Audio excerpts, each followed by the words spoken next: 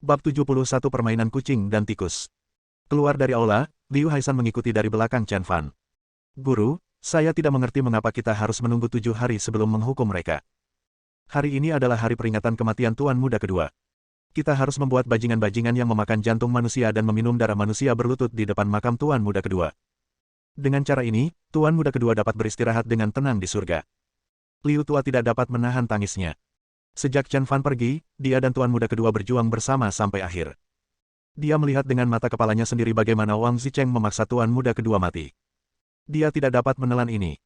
Chen Fan tersenyum dan menepuk bahu Pak Tua Liu, saat aku bertemu Yun Feng, dia masih yatim piatu. Saat itu saya bertanya kepadanya, keinginan apa yang paling ingin ia wujudkan. Katanya dengan raut wajah penuh kerinduan, ingin segera berulang tahun. Selama 2 tahun kerja keras itu, saya berencana untuk memberinya pesta ulang tahun yang megah. Tapi dia selalu tersenyum polos. Buat apa menghabiskan uang sebanyak itu? 2 mangkuk mie umur panjang dan ditemani saudara-saudaraku sudah cukup. Setelah itu, ketika saya meninggalkan kota Dongjiang, pikiran untuk merayakan ulang tahun Yun Feng terus berdenyut di hati saya. Sayang sekali. Chen Fan menatap ke langit, berusaha menahan air matanya agar tidak jatuh. 7 hari lagi adalah hari ulang tahun Yun Feng.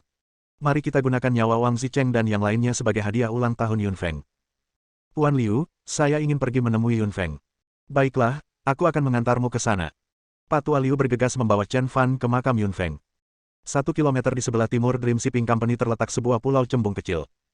Sebuah makam rendah yang terbuat dari batu bata biru, makam berukuran sedang, dibangun menghadap lokasi perusahaan pengiriman pengejaran mimpi. Ada dupa yang dibakar di depan makam, dan tumpukan uang kertas, puing-puing, dan abu. Jelas bahwa makam itu dibersihkan secara teratur. Liu Tua berlutut di depan makam, guru, ini adalah makam guru kedua. Setelah Tuan Muda kedua meninggal, ayahmu dan aku menabung sejumlah uang dan membangun makam bergaya taman untuknya.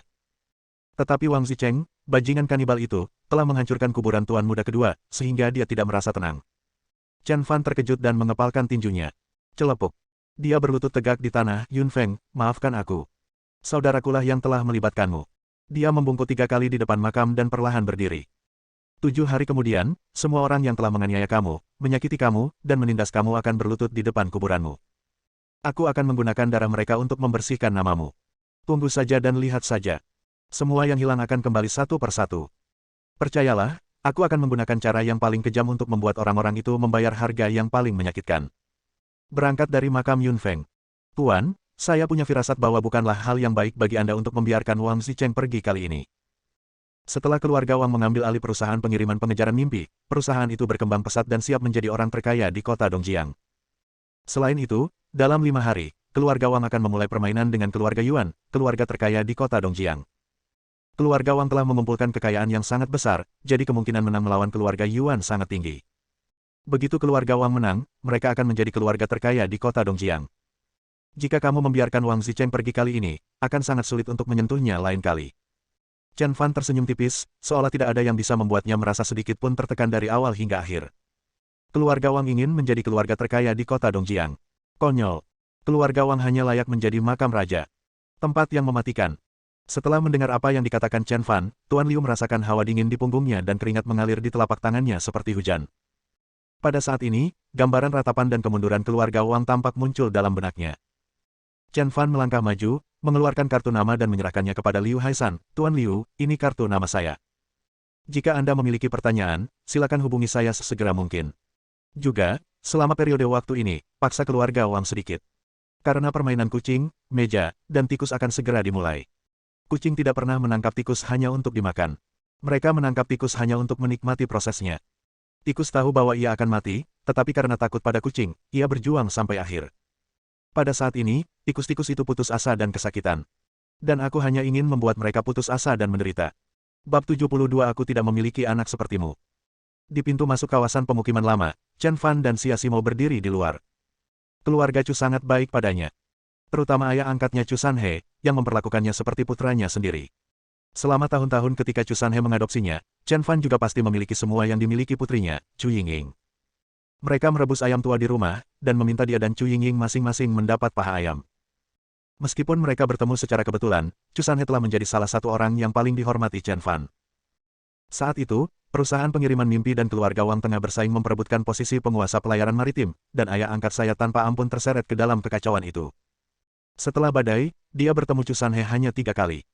Setelah dia mematahkan kaki Wang Zicheng, dia melarikan diri dari kota Dongjiang. Kemudian, melalui panggilan telepon, Chen Fan mengetahui bahwa Wang Zicheng tidak menimbulkan masalah bagi ayah angkatnya dan orang lain. Dengan cara ini, dia merasa lega. Xia Simo menatap hadiah di tangan Chen Fan dan berkata, Chen Fan, kamu sudah 5 tahun tidak bertemu orang tuamu, dan kamu hanya membawa hadiah kecil saat kembali. Sungguh tidak pantas. Aku masih punya sedikit tabungan di sini, bagaimana kalau kita beli beberapa hadiah mahal untuk orang tuaku? Sebagai istri Chen Fan, Xia Simo juga mengunjungi keluarga Chu untuk pertama kalinya, dan jelas bahwa dia juga sangat gugup. Chen Fan menggelengkan kepalanya dan berkata, Ayah. Ibu, mereka tidak akan peduli.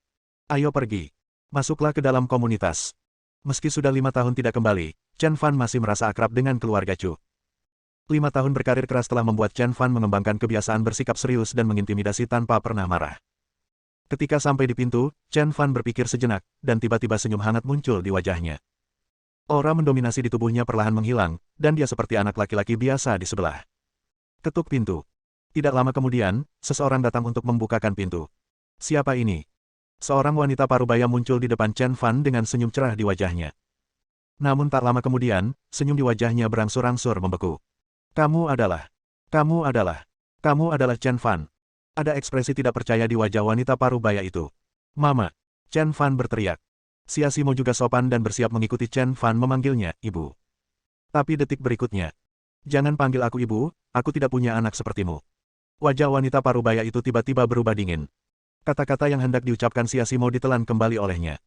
Wanita di depannya jelas-jelas adalah ibu angkat Chen Fan, tetapi jelas dia tidak menyambut kedatangan Chen Fan. Keluarga Chu sangat ramai saat itu. Semua bibi dan paman keluarga Chu sedang duduk di ruang tamu, mengobrol dan tertawa. Setelah mendengar kutukan Zhang Kaixiu, ruangan itu tiba-tiba menjadi sunyi. Kaixiu, siapa yang datang? Pengunjung adalah tamu, sambutlah dia dan nikmati hidangan sederhana ini. Ya, wanita tua, kamu adalah tamu. Kenapa kamu tidak bisa mengubah sifat pemarahmu setelah bertahun-tahun? Pada saat itu, seorang pria berjalan pincang dengan tongkat menuju pintu. Pria itu berambut abu-abu di pelipisnya dan berusia 40-an. Dia tampak jauh lebih kuyu, seperti pria berusia 60-an. Wajah tua namun familiar ini tiba-tiba muncul di depan Chen Fan. Setelah melihatnya, Chen Fan sedikit gemetar. Ayah, aku kembali. Chen Fan mendekat, dengan getaran yang tak kentara dalam suaranya. Xiao Fan. Chu Sanhe membeku dan hampir jatuh ke tanah. Dia tampak sedikit tidak yakin. Dia mencubit lengannya dengan keras dan menatap Chen Fan dari atas ke bawah. Dia sangat bersemangat. Xiao Fan, kamu benar-benar kembali. Ketika Chen Fan berbicara kepadanya di telepon sebelumnya dan mengatakan dia akan kembali, dia pikir dia bercanda. Namun, dia tidak pernah menyangka bahwa ini benar. Chen Fan benar-benar berdiri di depannya. Dia begitu gembira hingga menari dengan gembira dan bahkan ingin menangis. Chen Fan menatap tajam ke arah kaki Chu Sanhe dan berkata, Ayah, kakimu. Dia melangkah maju, siap untuk memeriksa situasi. Sebelum meninggal, kaki ayah tidak lumpuh. Apa yang terjadi selama 5 tahun ini? Jangan masuk ke pintuku. Zhang Kaixiu dengan dominan menghentikan langkah Chen Fan. Mama, jangan panggil aku ibu, aku tidak punya anak sepertimu. Kalau bukan karenamu, kaki Sanhe tidak akan patah. Bersambung.